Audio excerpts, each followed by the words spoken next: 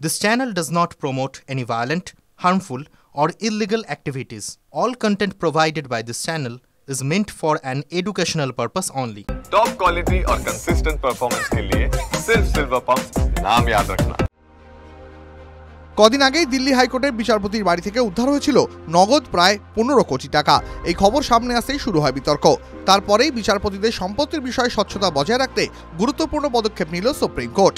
Supreme কোর্টের বিচারপতিরা সম্মিলিতভাবে দায়িত্ব গ্রহণের পর তাদের মোট সম্পদের ঘোষণা জনসমক্ষে প্রকাশ করতে সম্মত হয়েছেন। বৃহস্পতিবার পূর্ণাঙ্গ আদালতের বৈঠকে বিচারপতিরা তাদের সম্পদের পরিমাণ প্রকাশের সিদ্ধান্ত নেন, যা সুপ্রিম কোর্টের অফিসিয়াল ওয়েবসাইটে দেখতে পাওয়া যাবে। সুপ্রিম কোর্টের ওয়েবসাইট অনুসারে সম্পদের ঘোষণা প্রকাশ সম্পূর্ণ স্বেচ্ছা অনুসারে হবে। ভারতের প্রধান বিচারপতি সঞ্জীব খান্না সহ 30 জন বিচারপতি তাদের সম্পদের ঘোষণাপত্র জমা দিয়েছেন।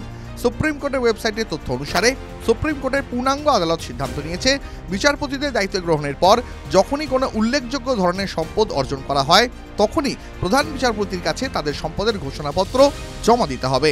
এর মধ্যে ভারতের প্রধান বিচারপতির ঘোষণাপত্রও অন্তর্ভুক্ত রয়েছে। সুপ্রিম কোর্টের ওয়েবসাইটে সম্পদের ঘোষণাপত্র প্রকাশ বিচারকের স্বেচ্ছানুসারে হবে। উল্লেখযোগ্যভাবে সুপ্রিম কোর্টের সকল বিচারপতি তাদের সম্পদের বিবরণ জমা দিয়েছেন বলে জানা গেছে, তবে সেই বিবরণ এখনও জনসমক্ষে আসেনি। দিল্লি হাইকোর্টের বিচারক যশবন্ত বর্মার সরকারি বাসভবনে অগ্নিকাণ্ডের পর পুড়ে যাওয়া নগদ অর্থের বান্ডিল আবিষ্কারের অভিযোগ নিয়ে সাম্প্রতিক বিতর্কের পর এই ঘটনা ঘটে।